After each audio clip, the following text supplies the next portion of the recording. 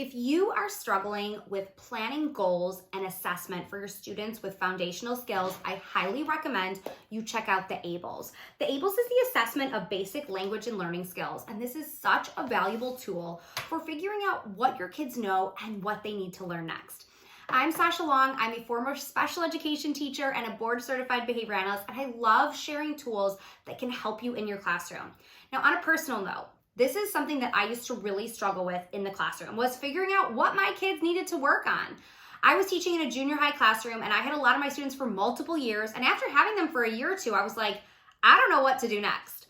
The year I discovered the ABLLS, you guys, it was like a light bulb. It was like, I know what to do now. Especially for my students with limited verbal language, this gave me so many ideas. I was like, oh my gosh, I haven't been working on non-examples. I haven't been working on negation. I haven't been working on feature and function. I hadn't even thought to work on those things with receptive language. This covered so many areas in my classroom, and it really helped me focus in on what missing skills my students had and then what I needed to do next. I was now creating goals that were functional and were appropriate for their level and things that they really needed to build communication. I loved also how the assessment tracking tool looked. I'm going to show you what that looks like in a minute, because I had parents who didn't know what this was or understand what this was necessarily be like, oh my gosh, wow, look at all the growth they've made by this tracking tool. I mean, if we get a parent reaction like that from a chart, we're all in, right? So let's peek inside. There are two books that you get when you purchase the ABLLS. You get the Scoring Instructions and IEP Development Guide, and then the protocol. Now I'm going to explain the whole ABLLS really based off of the data sheet. This is what really, I know this looks intense in first if you're brand new to this, but this is really what helped me fall in love with the ABLLS, I gotta say. So this is your skills tracking guide. Now there are 25 areas of skills. So you'll see them on the bottom here.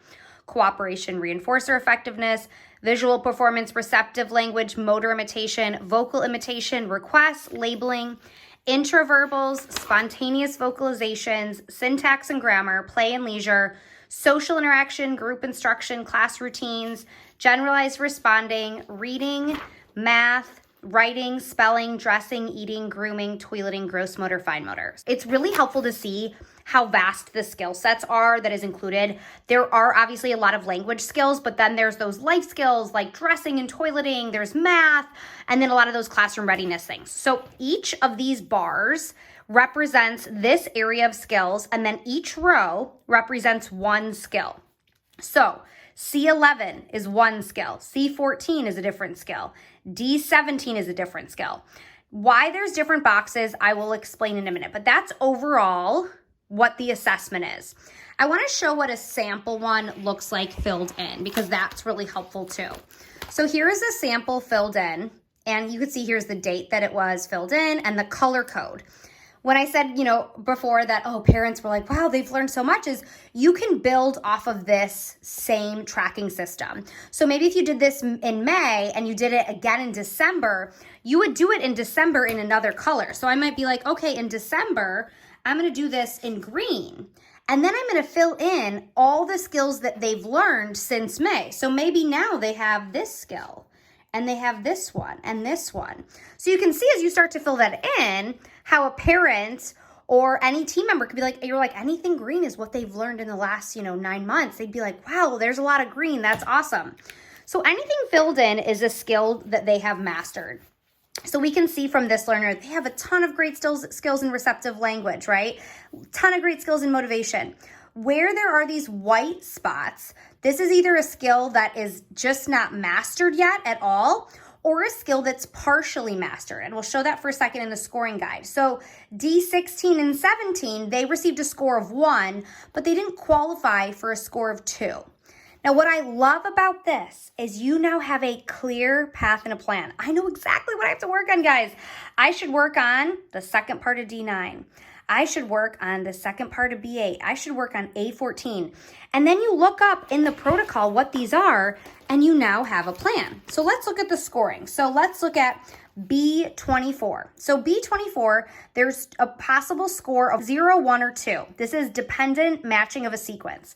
They explain the objective, they show how to set it up with some examples, and then the criteria.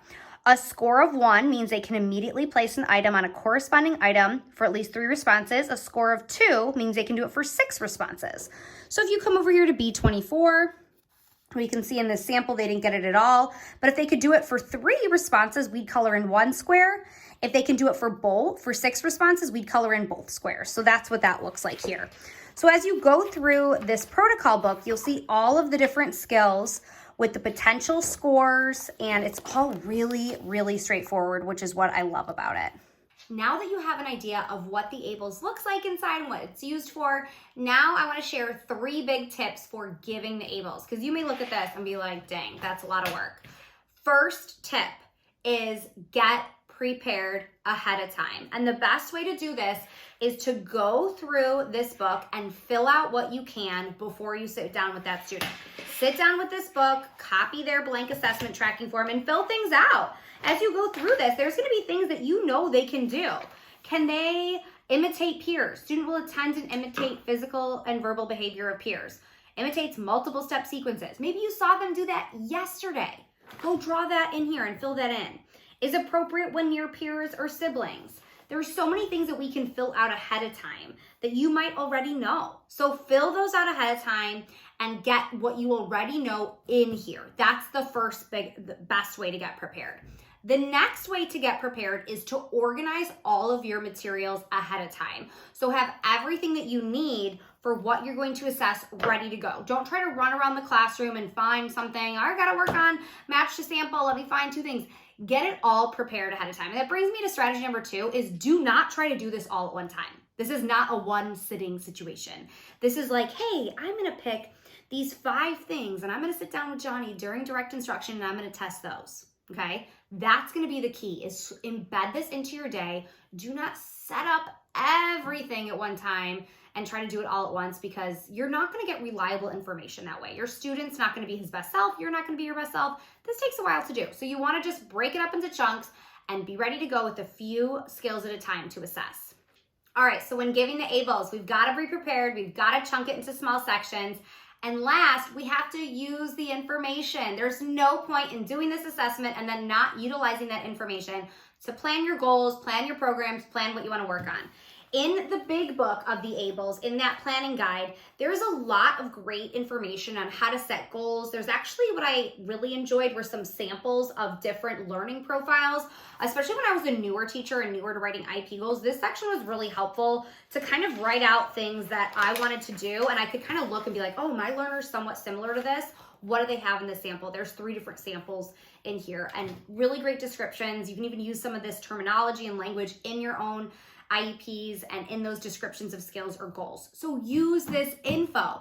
Look on that chart and see what those missing skills are and then work on that. I love working on the skills with task cards. I love storing my task cards in these photo bins because you can put it in that big organizer and find them really easy. So if you have a learner that's working on this year and maybe another one next year, you can grab this really easily. What I love about task cards is you can use them for direct instruction. We can be sitting at a table and working on this skill. But once it's mastered, then you can put it into independent work. So let's say I had a student that needed to work on C42, which is selecting community helpers. So after we would work on this in our direct instruction area, in our group area, you might notice I have different examples with different photos, and we'd work on this skill. And once it's mastered, and once I can color it in the ABLLS, guess what? Now this is gonna go in his work bin. I'm gonna take maybe, this is a big deck, so I'm not gonna take all of them. Maybe I'll take this many. I'm gonna put a dry erase marker and he can circle the answers because that's previously mastered. So even things like labeling body parts, having, the kind of the next level of this. Maybe we work on what's this? This is an elbow, and then we work on the words that go along with it. So once this is mastered, we could put this version in his independent work. When we get that kind of rotation and flow going in a classroom of we work on things in direct instruction or group, we master it, and then we put it into independent work, we have this really nice flow, and it's great to do that with our ABLLS-based tasks. Here's one more. This is C48, selects sets by characteristics. This is one of the ones, remember I told you when I figured out the ABLLS, I was like, oh, this is amazing. Skills like this, I never would have thought to work on this. Finding the round ones, finding the small cameras, finding the farm animal with feathers. I mean, they're kind of tricky, right? For your students with limited verbal language, it's so important to be challenging them with their receptive language. And the ABLLS really shows you exactly what skills to do that. Thank you so much for watching. If you have more questions or want to learn more about different assessments and tools in the classroom, follow us on YouTube and check out our shop for ABLLS-R aligned resources.